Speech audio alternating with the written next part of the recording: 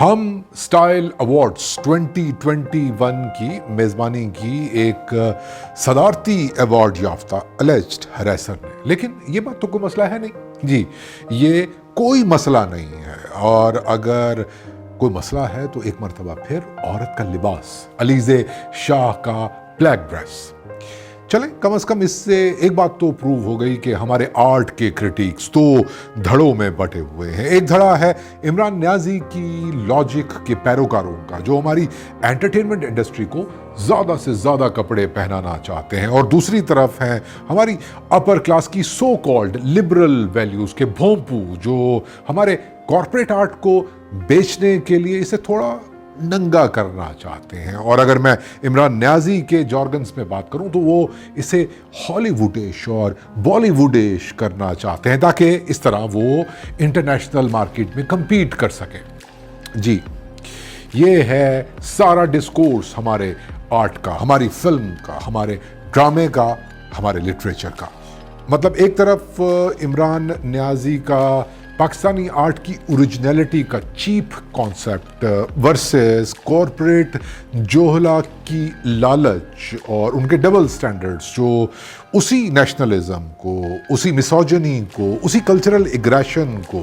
اسی regressive approach کو، اسی اپولیٹیکل سوچ کو گلیمرائز کر کے بیچنا چاہتے ہیں، جسے عمران نیازی کے چیلے ارطغرل غازی کی ذرا بختر بنا کر ذہن سازی کرنا چاہتے ہیں۔ یہ رہا ہمارا سارا آرٹ، اور یہ رہی ہمارے سارے آرٹ کی کرٹیک، یہ رہی ہماری انٹرٹینمنٹ انڈسٹری، اور یہ رہی ہماری انٹرٹینمنٹ انڈسٹری کی اصلیت کہ ہمارا تمام ڈسکورس یہ ہے کہ اپنے آرٹ میں پاکستانیت کے ایلیمنٹ کو بچانے کے لیے اسے فیو کلوتھس پہننے کی اجازت دی جائے، یا پھر انٹرنیشنل مارکیٹ میں ریلیونٹ رہنے کے لیے اسے کالی میکسی پہننے کی اجازت دی جائے۔ افسوس، صد افسوس۔ لیکن میرے خیال میں تو پاکستانی آرٹ کے ڈسکورس کو عریانیت ورسز عدم عریانیت میں ڈھال کر اسے جان بوجھ کر ڈسٹارٹ کیا جاتا رہا ہے، دھیان ہٹایا جاتا رہا ہے اس بات سے کہ وہ ہمارا ننگا آرٹ ہو یا 7 پردوں میں چھپا ہوا آرٹ۔ اصل میں انسان دشمن ہے، نیٹیوٹی دشمن ہے، نیٹو کا دشمن ہے۔ ہمارے ادب میں پاکستانیت تلاشنے والے ایوبی لکھاریوں، شہابیوں اور ممتاز مفتوں سے لے کر ضیائی دور میں جنتا کو بابوں کے پیچھے لگانے اور اپولیٹیکل بنانے والے اشفاق احمد تک،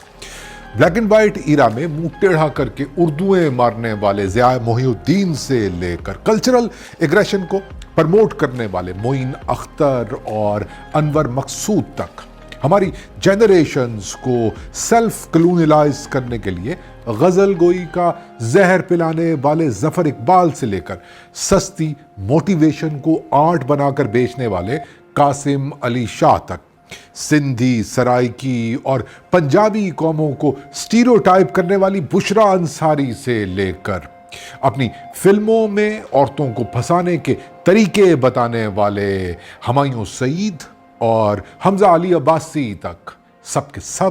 آرٹ دشمن ہے۔ کیونکہ انسان دوست آرٹ تو کسی بھی سماج کے عدم توازن کو سپورٹ کرتا ہے، طبقاتی کشمکش پر کرٹیک کرتا ہے، ذات پات کے سٹیٹس کو سے اٹے ہوئے ذہنوں کو آزاد کرتا ہے۔ لیکن میرے خیال میں تو وقت آ گیا ہے کہ ہم آرٹ کے نیازی اور غیر نیازی ٹھیکیداروں کو یہ بات سمجھائیں کہ ہم سمجھ چکے ہیں کہ ہمارے ہاں کارپوریشنز اور سرمایہ دارانہ نظام اور قدامت پسند طاقتوں کے گٹھ جوڑ سے،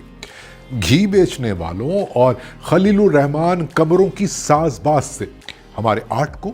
جان بوجھ کر اخلاقیات اور عریانیت کی بائنری میں تقسیم کیا جا رہا ہے۔ لیکن یہ بائنری، یہ سو کالڈ تضاد سرکاری ہے، بکاؤ ہے، جھوٹا ہے۔ جی، ہم جان چکے ہیں کہ یہ تضاد آنکھوں میں دھول جھونکنے والا ہے۔